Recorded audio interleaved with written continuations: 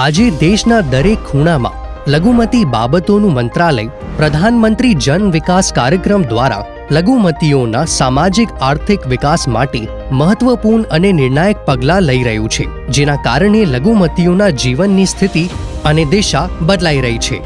આ યોજના હેઠળ લઘુમતીઓના સમાવેશી વિકાસ માટે સામુદાયિક માળખાગત સુવિધાઓ અને મૂળભૂત સુવિધાઓ વિકસાવવામાં આવી રહી છે, જેમાં શિક્ષણ, આરોગ્ય, રોજગાર અને કૌશલ્ય વિકાસ જેવા પ્રોજેક્ટ્સને પ્રાથમિકતા આપવામાં આવી રહી છે.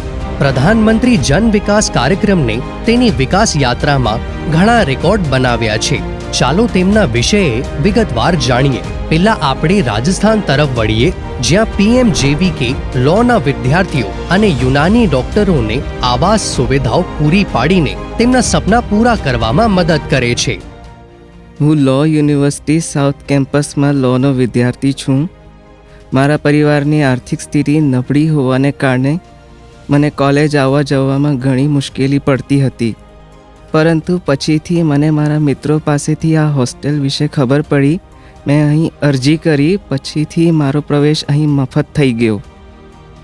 હું સરકારી લઘુમતી છાત્રાલય ટોંકમાં રહું છું અને ભણું છું. આ છાત્રાલય પ્રધાનમંત્રી જન વિકાસ કાર્યક્રમ હેઠળ બનાવાયું છે, જેના કારણે અમારી ઘણી સમસ્યાઓ દૂર થઈ ગઈ છે. પહેલા અમે જ્યારે પીજીમાં રહેતા હતા, અમને ત્યાં સમસ્યા હતી. એક સમસ્યા અમારી સુરક્ષાની હતી. પહેલા અમારા અભ્યાસ પર ઘણી અસર પડતી હતી. કોલેજથી આવતાની સાથે અમારે ખાવાનું જાતે જ સંભાળવું પડતું. જ્યારથી અમે અહીં રહેવાનું શરૂ કર્યું છે, ત્યારથી અમે અમારા અભ્યાસ પર વધુ ધ્યાન આપી શકીએ છીએ અને અમારા પરિણામ પણ સુધરી ગયા છે. અમે અહીં રહીને ખૂબ ખુશ છીએ. આ છાત્રાલય પ્રધાનમંત્રી જન વિકાસ કાર્યક્રમ હેઠળ બનાવવામાં આવ્યું છે. હું ભારત સરકારનો ખૂબ આભાર માનું છું.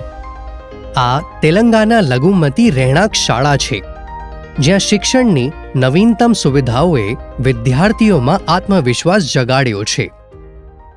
આ યોજનાઓ હેઠળ અમને મફત શિક્ષણ, મફત બોર્ડિંગ, મફત પુસ્તકો અને નોટબુક્સ, સ્વચ્છ અને પૌષ્ટિક ખોરાક અને શુદ્ધ આરો પીવાનું પાણી, CCTV સર્વેલન્સ સાથે છોકરીઓ માટે સલામત અને સુરક્ષિત વાતાવરણ જેવી ઘણી સુવિધાઓ મળી રહી છે.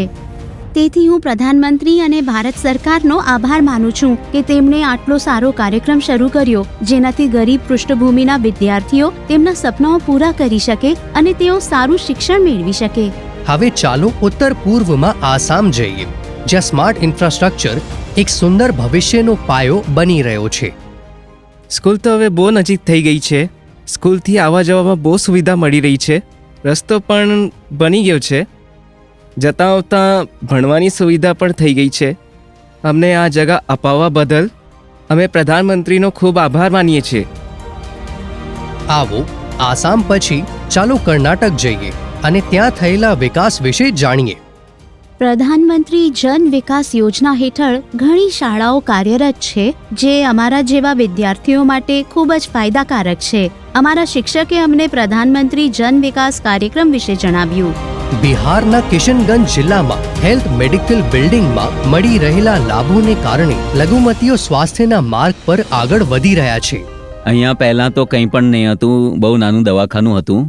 હવે તો માશાઅલ્લાહ બહુ મોટું દવાખાનું બની ગયું છે.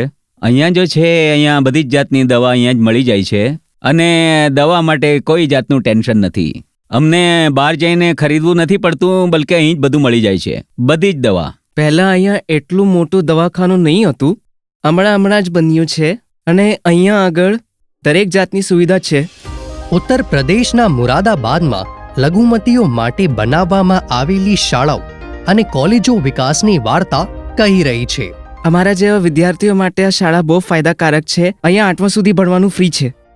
અમારી ઇન્ટર કોલેજમાં એક સાયન્સ લેબ, એક કોમ્પ્યુટર લેબ અને એક લાઇબ્રેરી પણ છે. હું પ્રધાનમંત્રીનો આભાર માનું છું. પ્રધાનમંત્રી જન વિકાસ કાર્યક્રમની આ વિકાસ યાત્રા આ રીતે ચાલુ રહેશે અને લઘુમતીઓના ચહેરા પર ખુશીનું સ્મિત ફેલાવતી રહેશે. સૌનો સાથ, સૌનો વિકાસ, સૌનો વિશ્વાસ, સૌનો પ્રયાસ.